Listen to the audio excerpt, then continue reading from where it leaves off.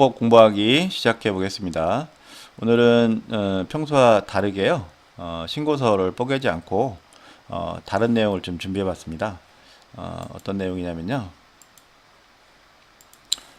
우리 주민등록법과 인감증명법에 가름하다는 단어와 신고한 것으로 본다라는 문장이 들어있는 조항이 있는데, 이 조항과 관련해서 많은 분들이 좀 헷갈려 하더라고요. 야, 이게 뭐지? 이것과 관련된 어떤 일을 해야 되는 건지 좀 혼란스러워 하는 게 있어서 요 조항들만 모아서 한번 특별히 편성을 좀 해봤습니다. 그래서 한번 오늘 내용 보시면, 아, 이런 거였구나. 별거 아니네. 라고 생각할 수 있을 겁니다. 자, 가름한다 라는 뜻의 이제 국어 사전적 의미는 어떤 것을 다른 것으로 대신한다. 이런 말입니다. 이 말은 대신하거나 대체한다는 뜻으로도 이해할 수 있습니다. 그렇기 때문에 대신하기 때문에 안 해도 된다라는 표현으로 이렇게 해석할 수 있는데, 안 해도 되는 거는 민원인이 안 해도 됩니다. 국민들이 안 해도 되지만 공무원은 해야 되는 겁니다. 그렇기 때문에 조금 오해할 수 있겠죠. 자, 오늘은 잠깐 그 당부의 말씀을 좀 먼저 드릴게요. 제 유튜브 강좌가 솔직히 좀 재미가 없습니다. 그래서 인기가 별로 없는 것 같아요. 재미있게 만들기도 어렵죠. 그러려면 많은 시간과 투자를 좀 해야 되는데, 그럴 여력은 좀 안 되고요. 쉽게 만들기가 쉽지 않습니다. 하지만 유익하게는 좀 만들 수 있을 것 같아요. 주민등록 업무 연찬에는 왕도가 없습니다. 그래서 무엇이든지 매일매일 뭔가를 하나씩 알아나가면 그것이 가장 효율적이라고 저는 생각해요. 그래서 그 숲을 보는 관점을 가져보시기를 당부드립니다. 제가 지금 하고 있는 강좌들은 대부분 숲을 보는 과정입니다. 법률을 보고 해석하는 과정이라고 생각하시면 돼요. 그래서 그 원리를 이해하면 답이 바로 나오기 때문에 사례들을 일일이 외울 필요가 없습니다. 우리 법은 국민의 권리와 의무, 그 다음에 공무원의 권한이 적시되어 있습니다. 그래서 권리를 실현시켜주고, 중요하죠. 의무를 수행하도록 저희가 도와주는 조력자입니다. 조급하게 생각하지 마시고요. 금방 늘진 않습니다. 그래서 꾸준히 한번 들어보시기를 당부드리겠습니다. 그래서 여러분들의 업무 수행에 이 강좌가 도움이 되길 바라겠습니다. 자, 그러면 본격적으로 시작해 볼게요. 자, 가름하다가 들어간 주민등록법 조문 첫 번째는 주민등록법 14조 가족관계 등록 신고 등에 따른 주민등록의 정리, 요것입니다. 이 법에 따른 신고사항, 이 법에 따른 신고란 주민등록법에 따른 신고사항이죠. 가족관계의 등록 등에 관한 법률에 따른 신고사항과 같으면 가족관계 등록 등에 관한 법률에 따른 신고로서 이 법에 따른 신고를, 주민등록법의 신고를 대신한다 이겁니다. 가름한다. 가족관계 등록 등에 관한 법률에 따른 신고로서 이 법에 따른 신고를 가름하기 때문에 이 법에 따른 신고는 안 해도 된다는 얘기입니다. 하지만 한 거죠. 한 것으로 간주하기 때문에 우리는 그 신고를 처리해 줘야 한다는 것입니다. 좀 헷갈리죠. 그래서 한번 요거에 대해서 한번 더 곱씹어 보시기 바랍니다. 2항, 자, 주민등록지의 시장군수구청장, 이게 우리입니다. 공무원은 1항에 따라 이 법에 따른 신고에 가름되는 가족관계 등록법에 따른 신고를 받으면 그에 따라 주민등록을 하라고 그러죠. 그렇죠?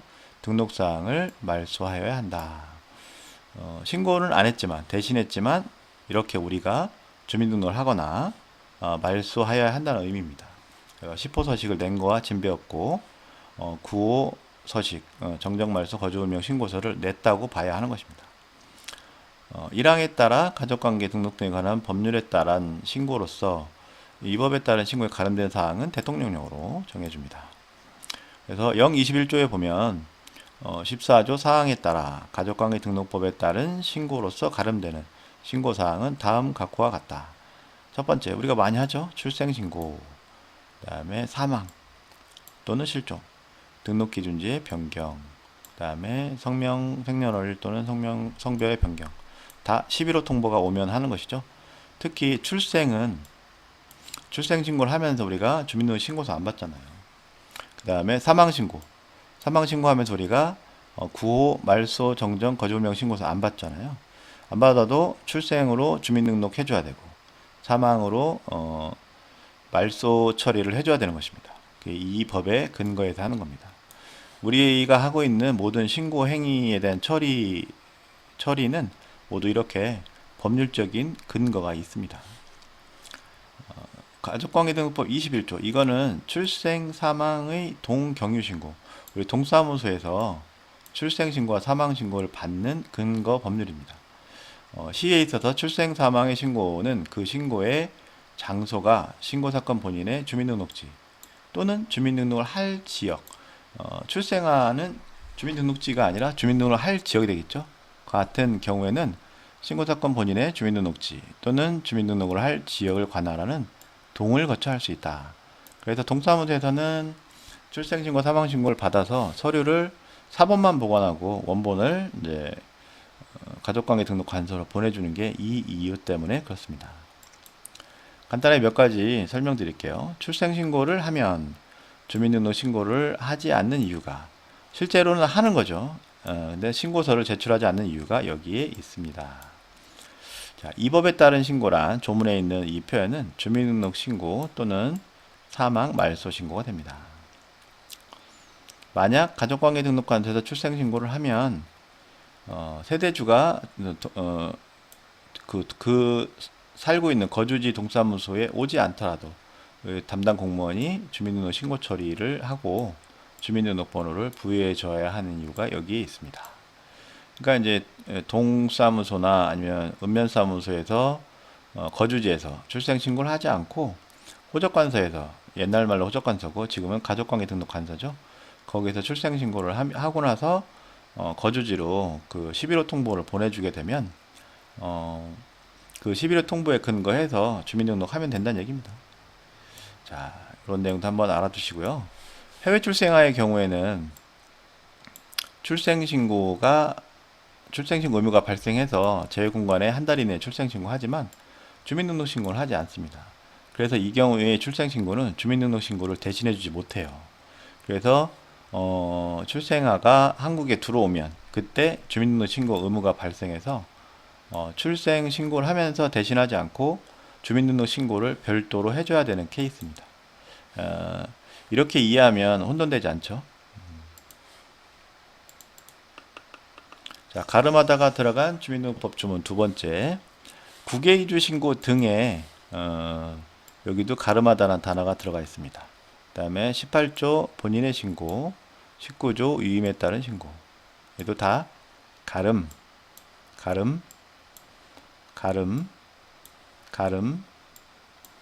이렇게 들어가 있습니다.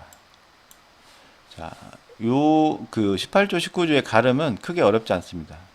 사실조사로서 대신한다 뭐 이런 말이 있지만 여기는 우리 직원들이 많이 헷갈리는 부분이에요. 이 법에 따라 주민등록법에 따라 주민등록을 한 거주자 또는 거주불명자가 이게 주어입니다. 대한민국 외의 거주지 해외의 거주지를 정하려는 때에는 이제 영주권이 있어서 외국 가서 나가 살려고 하는 것을 준비하는 것을 말합니다.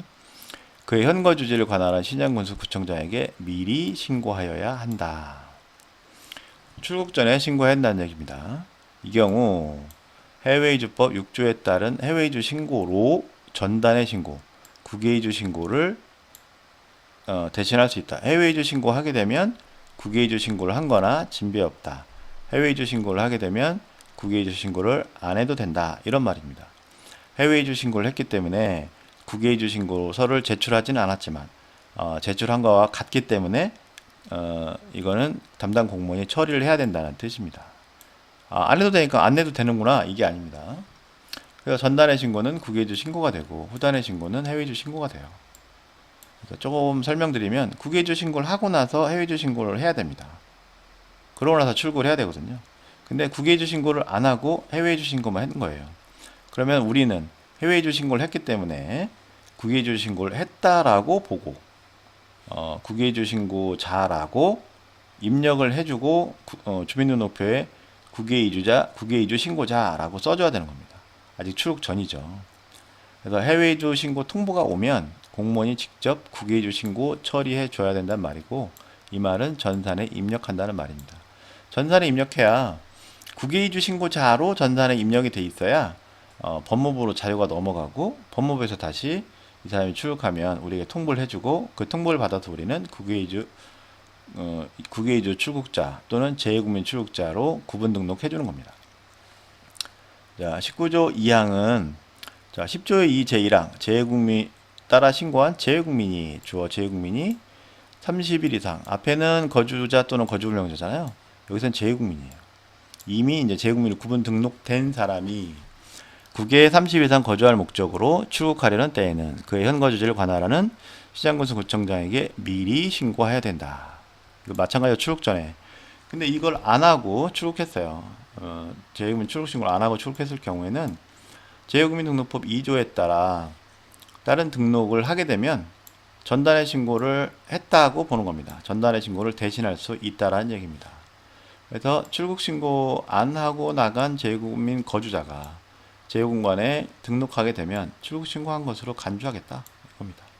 그래서 우리는 재외국민 거주자로 등록된 사람이 재외공관에 등록된 사항이 통보되면 우리 전산에 들어오면 그 사람을 재외국민 출국자로 처리해 주는 것입니다. 혼돈되면 안 돼요. 그 다음에 본인의 신고 18조 19조 위임에 따른 신고 어렵지 않습니다. 세대주나 세대 또는 합숙사를 관리하는 사람의 확인을 받을 수 없으면 사실조사로서 대신해라. 그죠? 확인을 받았으면 사실조사 안 해도 되겠죠. 확인을 받을 수 없을 경우에 마찬가지로 세대주의 확인을 받을 수 없으면 사실조사로서 요 확인받을 수 없는 사항을 보완하라는 얘기겠죠. 그 다음에 여기 보면 해당 자료의 제출을 가름한다. 안 해도 된다는 얘기입니다.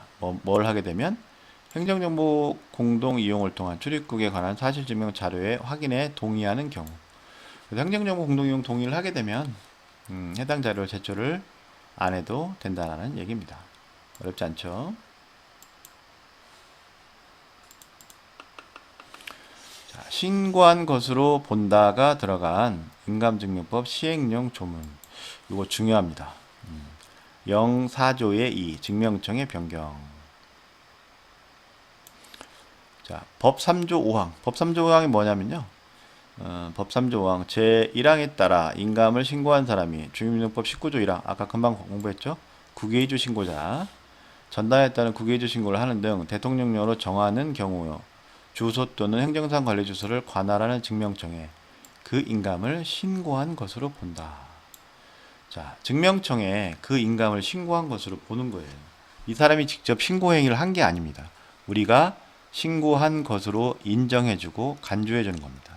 그래서 우리가 신고 받은 겁니다. 신고 받았으니까 신고 처리를 해줘야 되겠죠. 그런 의미예요. 그래서 법 3조 5항에 따라 주소를 관할하는 증명청에 인감을 신고한 것으로 보는 경우와 그 기준일은 다음과 같다. 주민등록법과 인감증명법은 같이 연결되어 있잖아요. 그렇기 때문에 주민등록법에서 뭔가가 이루어지면 바로 인감증명법의 내용으로 이제 적용이 되는 겁니다. 그래서 주민등록법 10조의 2 재외국민 신고사항이에요. 10조 2가 10조 2에 따른 신고를 한 경우 주민등록을 신고한 날 인감을 신고한 것으로 또 보는 거예요. 그러니까 인감을 신고했기 때문에 우리는 인감신고대장을 재외국민 인감대장으로 바꿔줘야 됩니다. 첨부해줘야 되는 거죠. 기존의 거주자 인감대장이 있고 거기에다가 재외국민 인감대장을 플러스 같이 편철해줘야 되는 겁니다.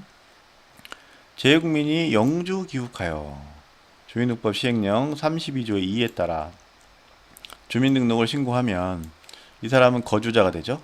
그래서 이 주민등록을 신고한 날 인감을 거주자 인감으로 신고한 것으로 보기 때문에 거주자 인감으로 다시 전환시켜줘야 되는 겁니다. 이해되시죠? 간단하게 요 1번, 2번 보시면 1번은 재외국민 신고한 날이고 2번은 2-1 이 두 개로 나눌 수 있어요. 그래서 현지 이주 이민 출국자가 영주 귀국하여 재등록하는 경우 이게 한 가지가 있고요. 그래서 재외국민용 인감대장을 거주자용 인감대장으로 바꿔주는 겁니다.